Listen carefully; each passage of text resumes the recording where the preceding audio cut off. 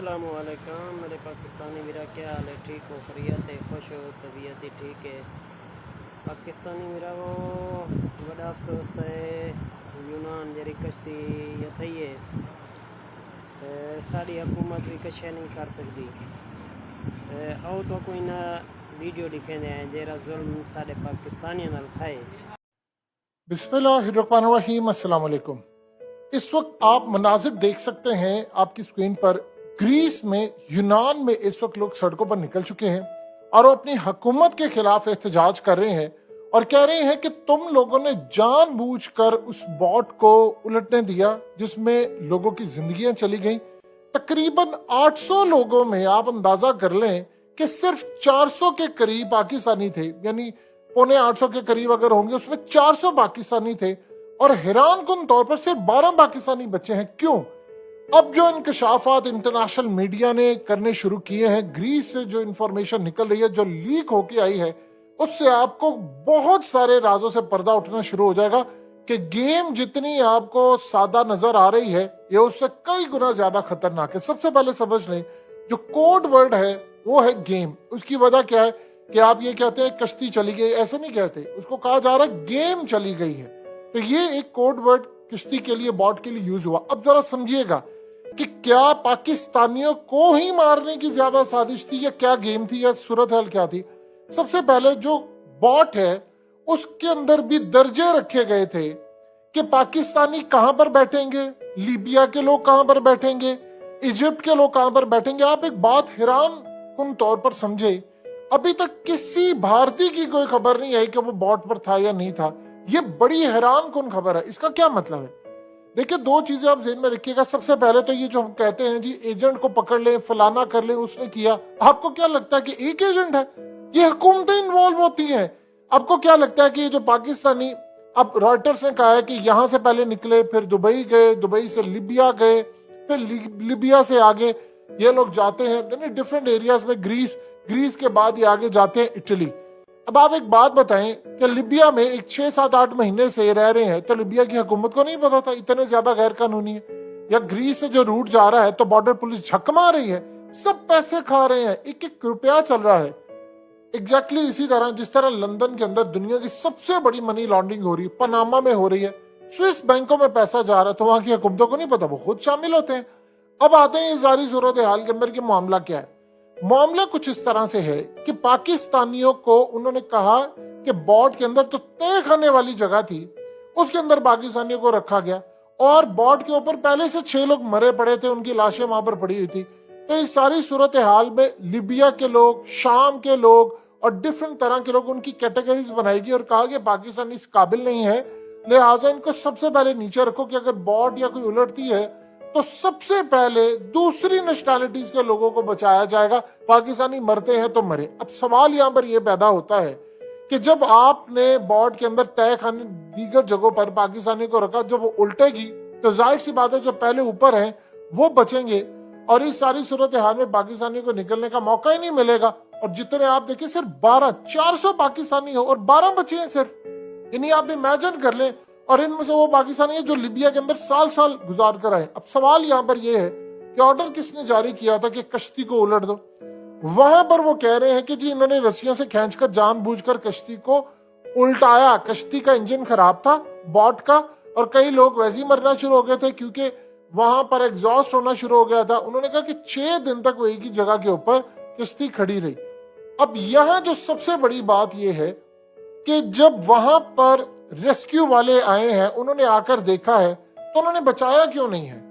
اور آرڈر کس نے جاری کیے تھے کہ آپ نے امداد لیٹ پہنچانی ہے؟ پاکستانی ہے کیا پاکستانیوں کو جان بوجھ کر مارنے کا منصوبہ تھا؟ دیکھیے ہوتا کیا ہے کہ جب سے ملک کے حالات خراب ہیں، ملک کی اکثریت آبادی ملک چھوڑنا چاہتے ہیں، جس کا ہاتھ پڑا وہ ملک چھوڑ کر جا رہا ہے۔ اب صورتحال یہ ہے کہ یہاں سے پاکستانی جب جاتے ہیں پھر اس کے بعد جا کر وہ اٹلی پہنچ جاتے ہیں تو کبھی نہ کبھی وہاں پر کام کرتے ہیں، پیچھے پیسہ بھیجتے ہیں، اور اس کے بعد ان کو کبھی نہ کبھی نیشنلٹیز بھی مل جاتی ہے، ان کی نسلوں کو آگے مل جاتی ہے۔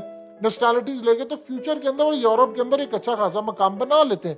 اور ظاہر سی بات ہے جو اتنی محنت کر کے گیا، کوئی مثال کے طور پر 25 لاکھ لگا کر گیا، کوئی 30، کوئی 35 لاکھ، تو ڈپینڈ کرتا ہے کون کتنے لاکھ لگا کر گیا ہے اور وہاں پر جا کر اس نے ظاہر سی بات ہے کچھ اپنی چیزیں بیچی ہیں، لوگوں سے اٹھائے تو اسے وہ پیسے واپس کرنے ہوتے ہیں۔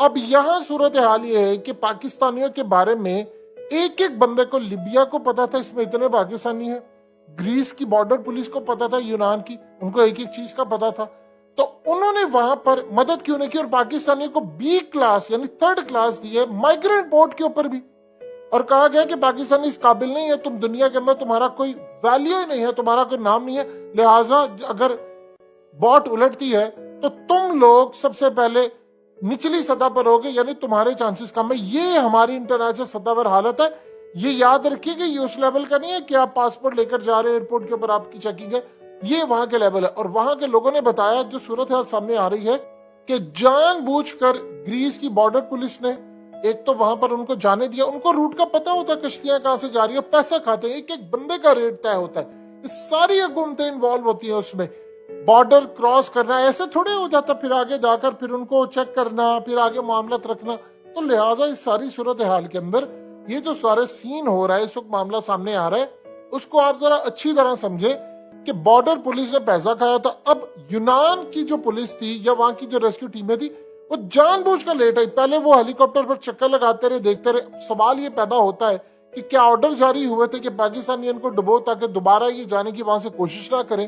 یہ ایک اہم ترین سوال ہے۔